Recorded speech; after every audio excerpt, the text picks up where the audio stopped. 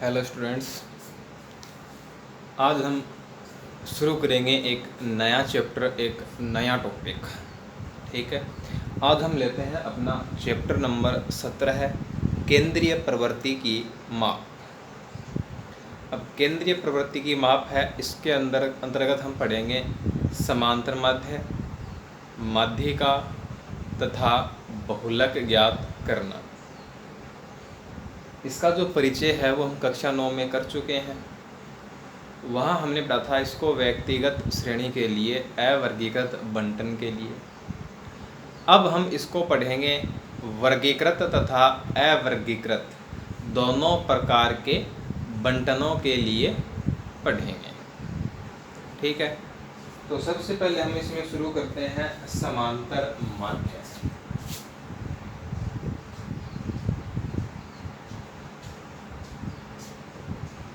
पहला जो टॉपिक है इसके अंतर्गत अपना वो है समांतर माध्य।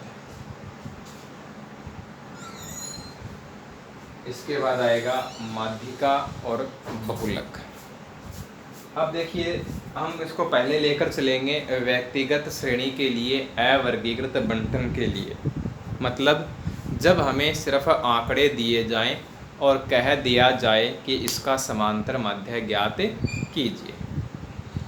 तो जब हमें व्यक्तिगत श्रेणी दे रखी है, अवर्गीकृत बंटन दिया हुआ है, तो जो आंकड़े होते हैं उन आंकड़ों के योग को आंकड़ों की संख्या से भाग देने पर प्राप्त मान समांतर माध्य कहलाता है।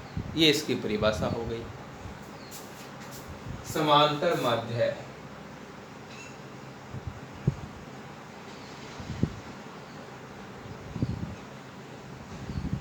संकेत के रूप में इसको हम लिखते हैं x बार से। ठीक है, x बार ये संकेत है समांतर माध्य का। और ये क्या होता है? आंकड़ों का योग। आंकड़े बोल दें या प्रेक्षण बोल दें, बट्टे आंकड़ों की संख्या,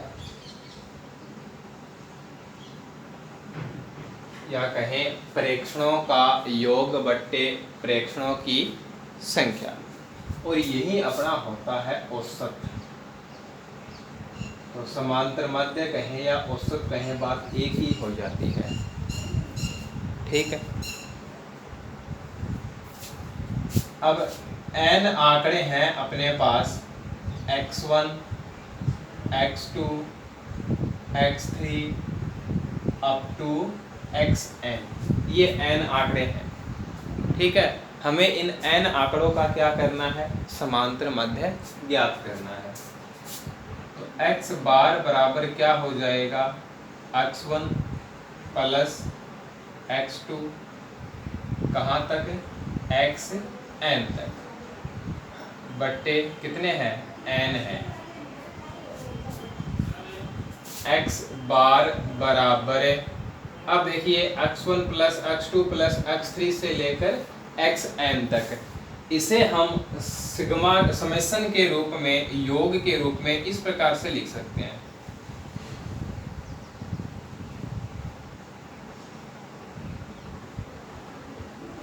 इसको हम समेशन बोलते हैं, सिग्मा बोलते हैं।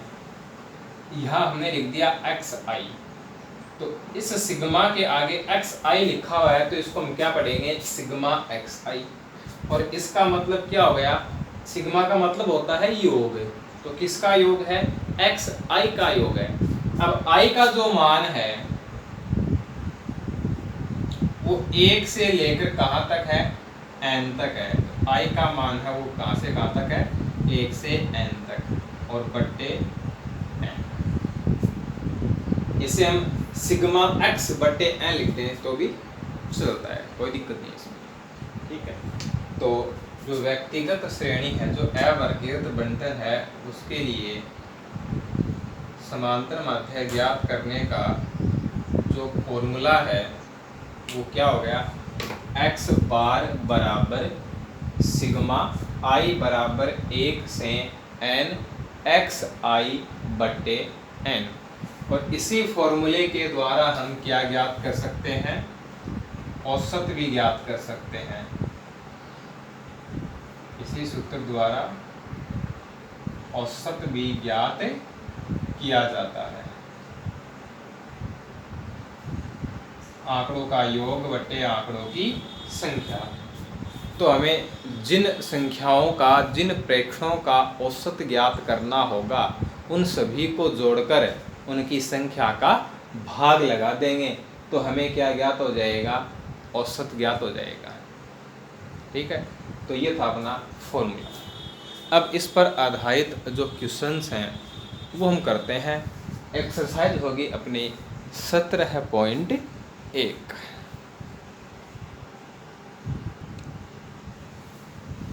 अब देखिए क्वेश्चन नंबर 1 क्या बताया गया है। क्वेश्चन नंबर 1 में कि एक कक्षा है, उस कक्षा में 10 छात्रों के गणित में प्राप्तांक इस प्रकार से आए। यानी कोई परीक्षा हुई और उस परीक्षा में गणित विषय में 10 छात्रों ने जितने जितने अंक प्राप्त किए वो दिए गए और कह दिया कि इनका समांतर माध्य ज्ञात कीजिए।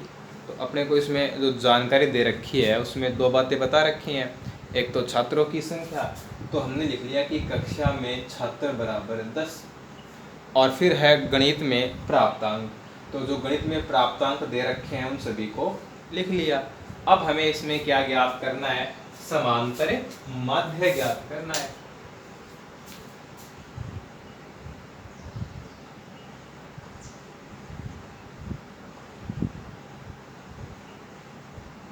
समांतर माध्य। अब समांतर माध्य क्या होता है, आंकड़ों का योग बटे आंकड़ों की संख्या। प्रेक्षणों का योग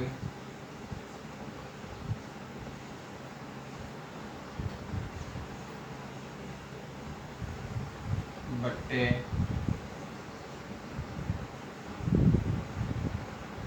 प्रेक्षणों की संख्या। और यदि जैसी लैंग्वेज क्वेश्चन की है उसके अकॉर्डिंग लिखना चाहें तो लिख सकते हैं प्राप्तांकों का योग बटे छात्रों की संख्या। ठीक है, कोई दिक्कत नहीं है इसमें। अब देखिए x bar equal to 52 plus 75 plus 40 plus 70 plus 43 plus 40 plus 65 plus 35 plus 48 plus 52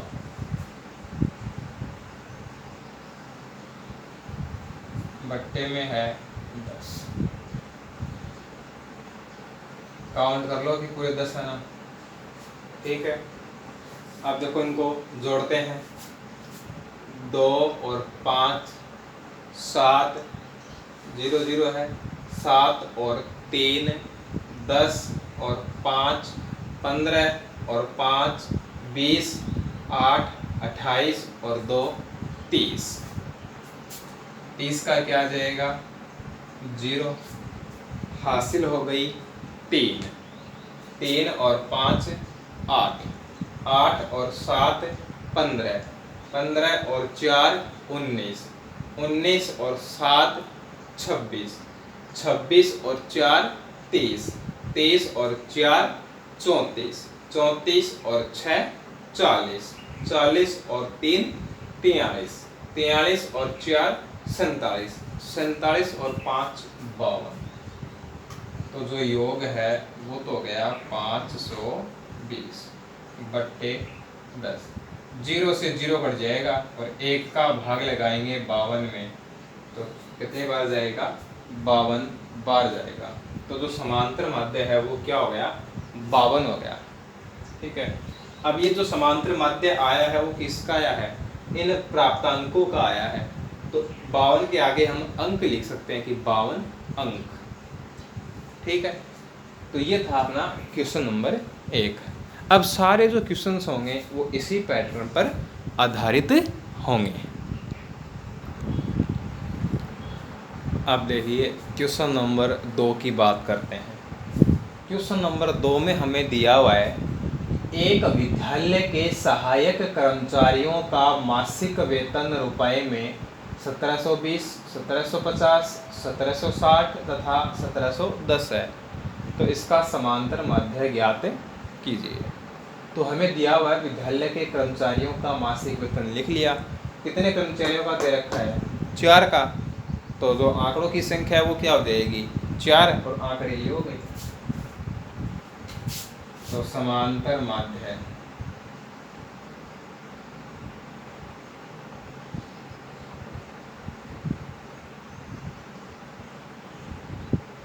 जोड़ दो चारों को। 1720 प्लस 1750 प्लस 1760 प्लस 1710 और बट्टे में है 4। इकाई अंक 0 है। 2 और 5 7, 7 और 6 13, 13 और 1 14। हासिल 1 हो जाएगी। 1 और 7 8, 8 और 7 15, 15 और 7 22, 22 और 7 29। हासिल 2 2 3 4 5 6 और बट्टे में है 4। अब 4 का भाग लगाएं इसके अंदर। 4 एकम 4, 2 बचेगा, 9 उतार लेंगे 29, 4 7 28, 1 बचेगा, 4 उतार लेंगे 14, 4 3 12, 2 बचेगा, 0 उतार लेंगे 20 और 4 पंजो 20। तो जो समांतर माध्य है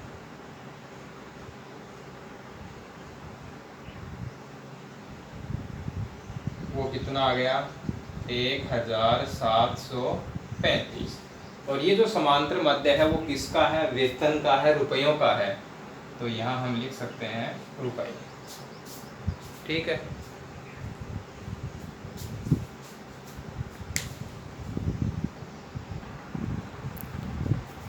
अब देखिए क्वेश्चन नंबर 3।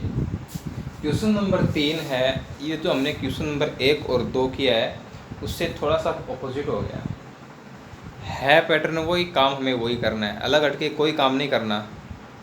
वहाँ तो हमें क्या कह रखा था कि समांतर माध्य ज्ञात कीजिए। यहाँ हमें समांतर माध्य दे रखा है। ठीक है। ये अपने को कुछ आंकड़े दे रखे हैं और कह दिया कि इन आंकड़ों का जो समांतर माध्य है वो कितना है? 4 है। अब ज्ञात क्या करना है? तो देखो इसमें क्या किया उसने, ये जो आंकड़े दिए गए हैं इसमें एक जो आंकड़ा है उसको लुप्त कर दिया, x लिख दिया, चर बना दिया और कह दिया कि इस x का मान ज्ञात कीजिए। तो चाहे समांतर माध्य पूछा हो चाहे समांतर माध्य दिया हो, हमें तो एक ही काम करना है बस। ठीक है। तो चलिए समांतर माध्य ज्ञात करते हैं।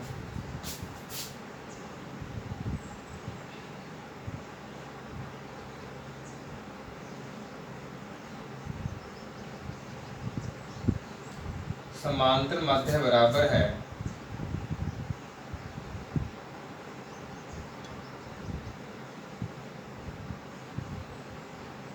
आंकड़ों का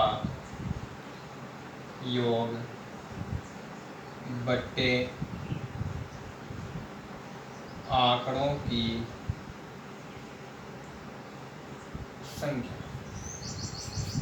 अब समांतर माध्य हमें दिया हुआ है, दिया हुआ तो इसकी जगह इसका मान रख दो, क्या दिक्कत है? ये तो हो गया 4 इक्वल टू आंकड़ों का योग 3 plus 4 plus 8 plus 5 plus x plus 3 plus 2 plus 1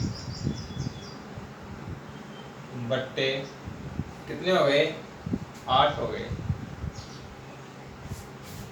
अब ये क्या है? एक समीकरण है, इसको हमें सरल करना है।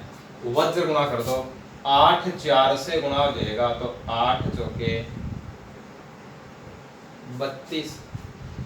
अब इनको जोड़ते हैं, 3 और 4 कितने हो गए 7, 7 और 8 15, 15 और 5 20, 20 और 3 23, 23 और 2 25, 25 और 1 26, 26 में क्या जोड़ना है x।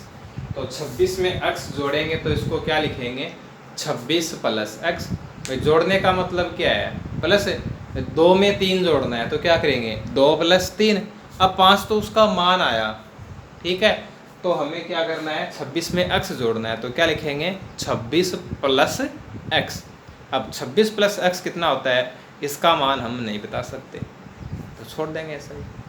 अब देखो हमें x का मान ज्ञात करना है तो ये 26 यहाँ से इधर आ जाएगा, प्लस का है तो इधर आके क्या हो जाएगा माइनस का, और 32 में से 26 कम करेंगे घटाएंगे तो कितना बचेगा 6 बचेगा। तो x का जो मान है वो कितना आ गया 6 आ गया। तो जो अज्ञात राशि थी, जो चर राशि थी, उसका मान कितना हो गया 6 हो गया।